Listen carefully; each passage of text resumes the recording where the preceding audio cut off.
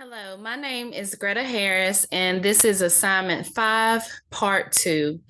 Before I get started, I just want to say that I can't believe this course has come to an end. I have learned so much and gained so many strategies that I can implement for the upcoming school year as well as years to come.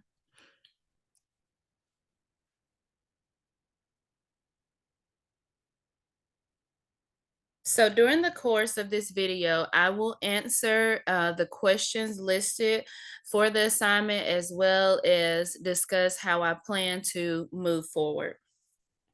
For question 1, the source that I listed is titled A Multiple Case Study of the Diverse Richness of 7 Early Literacy Classrooms in Upstate New York. And I chose this source because one of the quotes stood out to me. It discussed, the quote was, teacher biases are stronger than diversity in the classroom. And I felt like that was so prevalent in today's school, where a lot of times we don't focus on the diversity and including our diverse students, but sometimes teachers are guilty of including their own opinions, their own viewpoints. And for this question, I thought that that quote tied directly into my answer for this question. The question is, what is your biggest takeaway from the readings and the text? I can say that out of all of the texts that I've read for the courses that I've taken this summer, the text for this class was really my favorite. I gained so much knowledge and it allowed me to just reflect on my own practices. So, my biggest takeaway from the readings was that we have to find a way to strengthen student identity. I know a lot of times we hear teachers say or make the comment, I don't see color.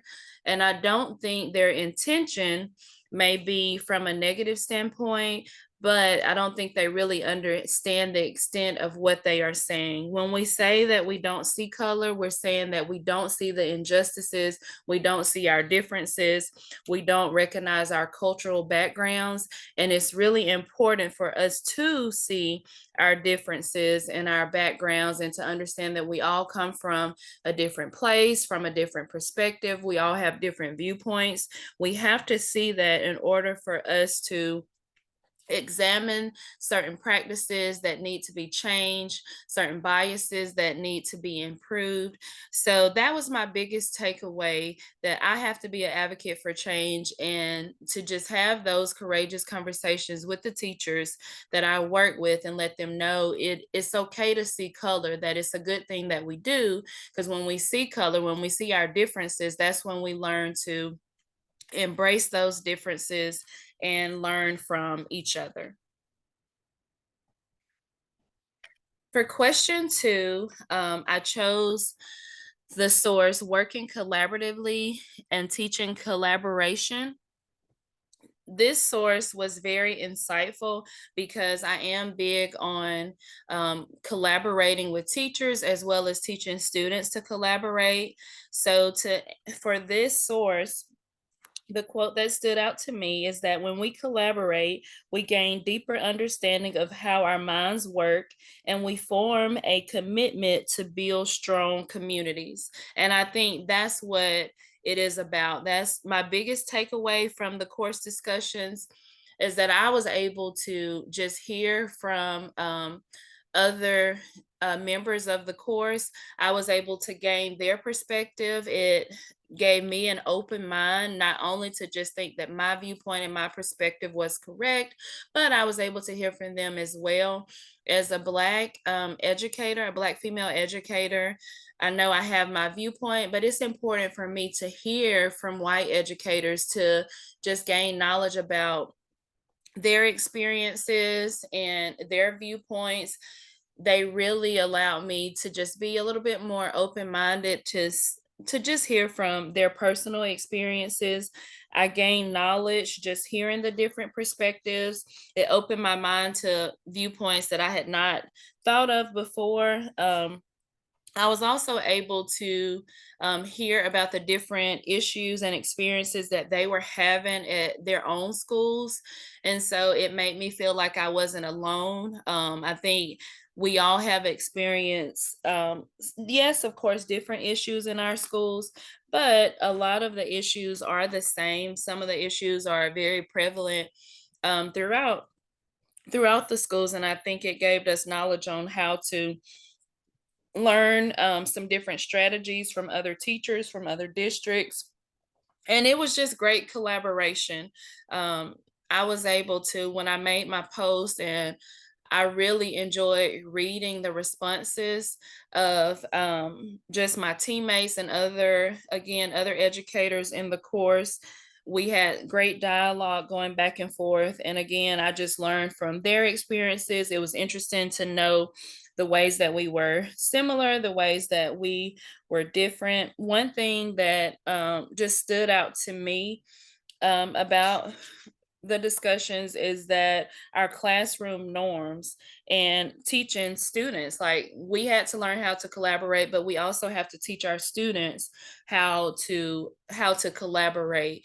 And so that's my biggest takeaway, is that I have to make sure that I'm helping teachers establish norms, classroom norms, and as an adult learning how to collaborate, but also, again, like I said, teaching students how to collaborate as well.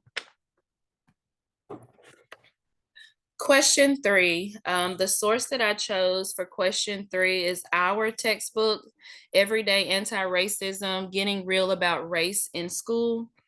And the quote that stood out the most to me was that we have to, respecting our shared experiences and knowledge involves appreciating the critical lens of others. We have to recognize and accept that everybody may not view things the way that we view them, but it's important for us to respect and share in our experiences. And that quote really ties into this question. So the question is, understanding that an activist is anyone who takes committed actions for justice. What teaching activist tools do you now have that you did not have before taking the course? And I can honestly say that I have so many tools to take away and to help myself become an activist for education. I really gained a lot of knowledge, but just a few examples. I believe I now know that it's important to involve students in selecting the reading materials that we choose. A lot of times we choose reading materials that are included or incorporated or embedded in our different curriculum. But I think is we also have to find opportunities for the students to be able to choose. I do believe that when students enjoy what they are reading about, then their love for reading increases. And so that's really important to me as a former reading teacher. I want my students to get lost in a book. I want them to have the mindset that they want to gain in knowledge, so they want to read more. So that is definitely one tool that I took away from taking the course.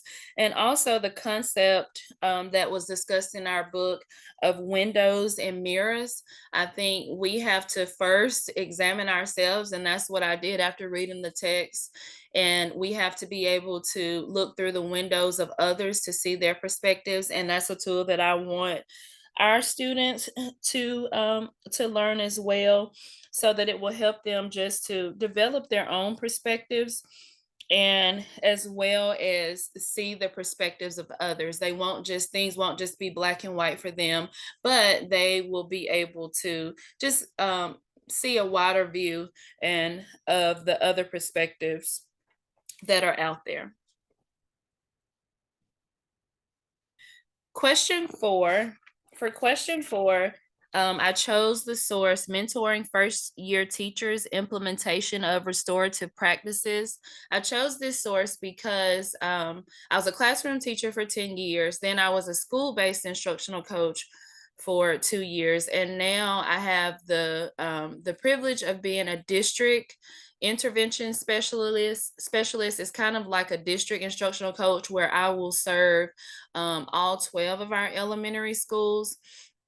And I chose this source because I really think it'll help me as I continue to mentor and work with a lot of our new teachers. I know that when I first started teaching, a lot of the practices that I learned were very punitive. And in this source, it says we have to move away from punitive practices and toward relational practices. And I think that really speaks volumes to our to education and to our teachers, especially new teachers. As new teachers, if they learn to build relationships starting out, I think they will become even better teachers and they'll learn early on versus later in their career. But that quote is so powerful because we have to move away from just pointing out the wrongdoings of our students and really showing them, modeling for them. But again, building relationships. Once we build those relationships, I think our students will be able to just learn from our example. They'll trust the direction that we're leading them. So, to answer the question, do I plan to use those teaching activist tools in my own classroom? Absolutely. But even though I don't have my own classroom, I want to teach the new teachers and other teachers how to implement some of the tools that I have learned in their classrooms. And again, I think the biggest thing that I can teach them is, of course, the strategies that I've learned in our text, but also teach them how it's so important to build relationships, because once you build those relationships, you're able to learn about their culture.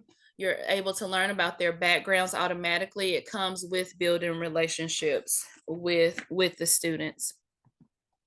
And then lastly, ideas for moving forward. I'm very passionate about this topic. I think that it will really cause a big shift in our district, and I think that it's needed.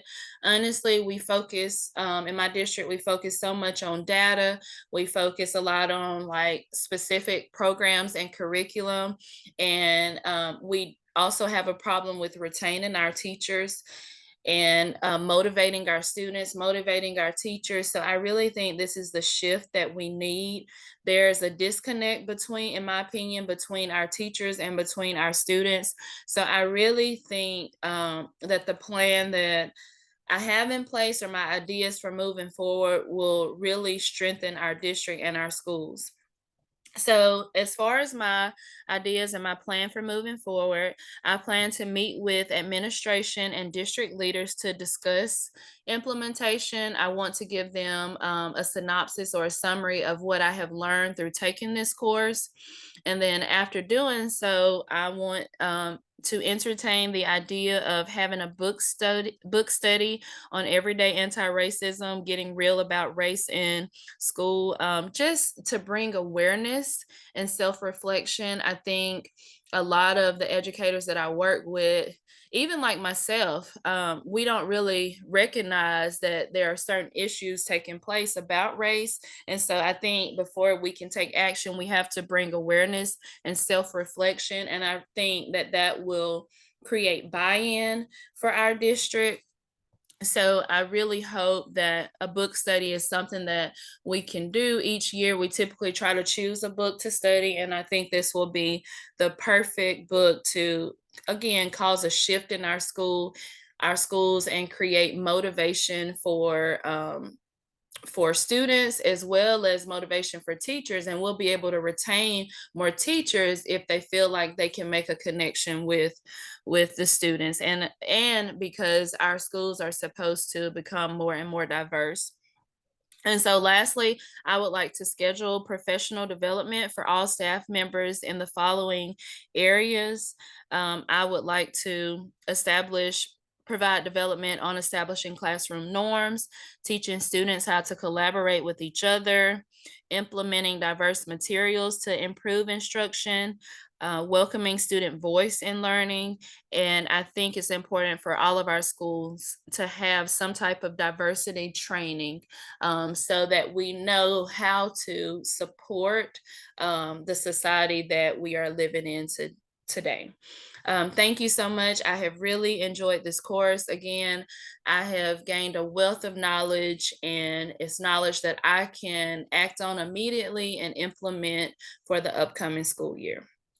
I do believe that it will be it was life changing for me, and I do believe that it will be life changing for the district leaders, the administration, and the educators in my school district. Thank you.